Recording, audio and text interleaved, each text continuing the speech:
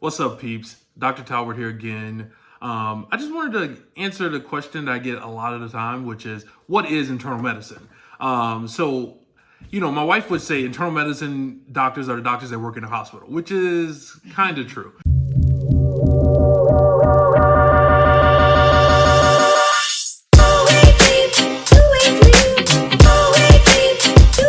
Generally speaking, internal medicine, we're doctors that take care of adults. So that's anyone from like 18 all the way up into death. My oldest patient is probably like 105 or so. And then my youngest patient is being like 17, 18 or so. Generally, they fall in the 60, 70 year old range. Kind of think of us as pediatricians, but for adults. That's what internal medicine doctors are. So, like my wife said, we do work in a hospital. So what do we do in the hospital? So generally, the people that work in hospitals, there are two types, mainly being hospitalists is what we call them. So those are people that primarily work in the hospital. That's what they do all of the time. So those are the people that will admit you when you show up to the hospital. They are basically your primary care doctors in the hospital. And they take care of all of your care while you're in the hospital. So they, order your tests. They get consultants on board if they need to. They just walk you through. They're with you throughout the entire process. Hospitalists generally work a 7 on and 7 off schedule. Of course, there's exceptions to that, but that's the general rule. So they work 7 days on, and then the next 7 days are off. And of course, there's variations on that. The other type of general internal medicine doctor that works in a hospital is called a traditionalist, or sometimes they call it hybrid doctors. So they work in the clinic setting and the hospital setting.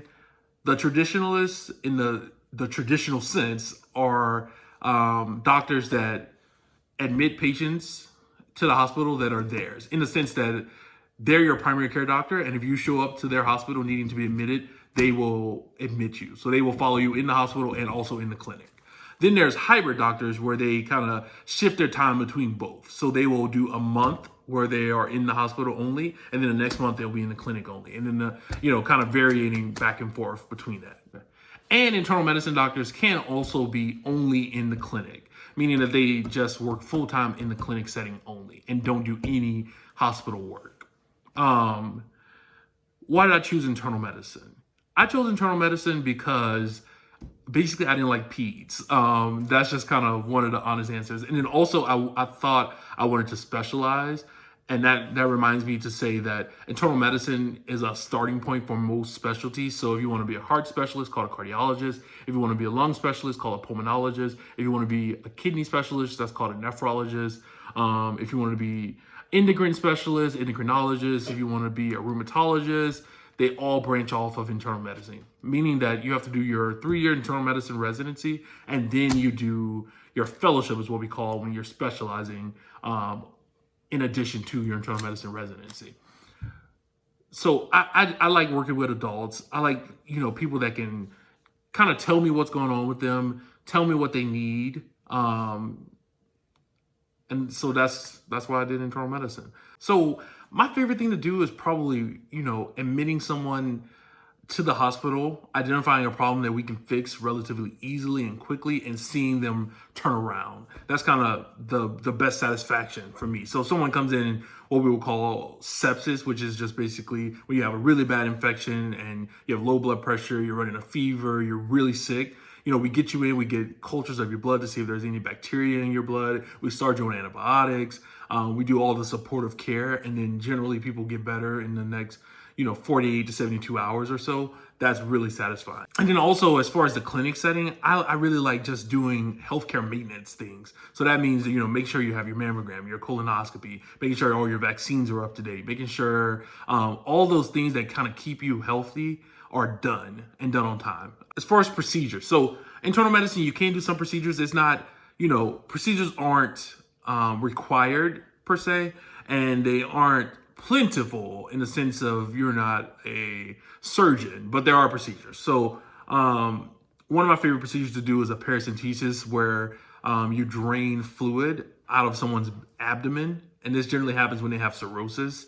Can also be cancer. But the most frequent is The most frequent time we see this is when a patient has cirrhosis, which is basically like a scarring of the liver that can happen for a variety of reasons, most commonly alcohol.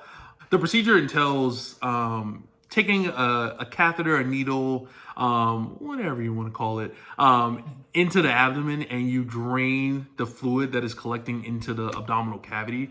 And if it's a new diagnosis, you would send that to the lab so that you can see if it's growing bacteria. You can do analysis on the fluid to see or get a general idea of what the cause of it is, because it can be other causes, like I said. And you would only do that when it's a new diagnosis, what we call ascites. So ascites is just when you get that fluid collection in the abdomen.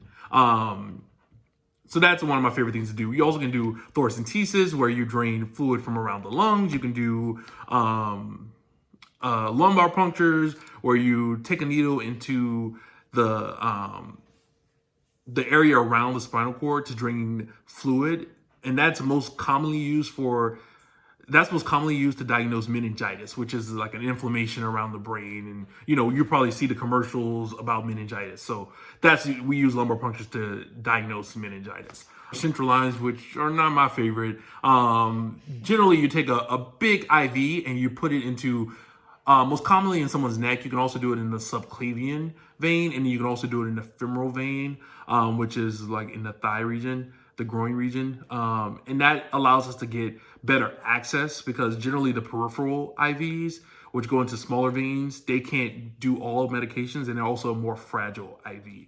So that's the reason why you would use a central line, is what we call it. And those generally happen in the ICU, where you're like doing pressors, which are medicines that help raise your blood pressure. You can run more medicines through them at the same time.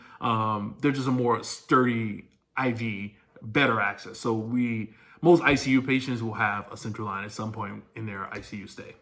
Other things that people do, especially in the clinic setting, are joint injections and joint aspirations. So if you have really bad knee arthritis or you have hip pain, you can inject a steroid into the joint to get you some relief from the pain. And generally when you inject that steroid, you can also inject it with a numbing medicine, like a lidocaine derivative or a cousin of lidocaine, to give you some numbness too in the joint. So that's another thing that a lot of internal medicine doctors will do. Of course, we also do pap smears and pelvic exams as well. So I've been talking a lot. I want to hear from you. Let me know, what questions do you want answered? What things have you always wondered about that you've never been able to ask anyone? That's what I'm here for. So be sure to like this video, comment, subscribe, and keep an eye out for my other videos. Thank you for watching.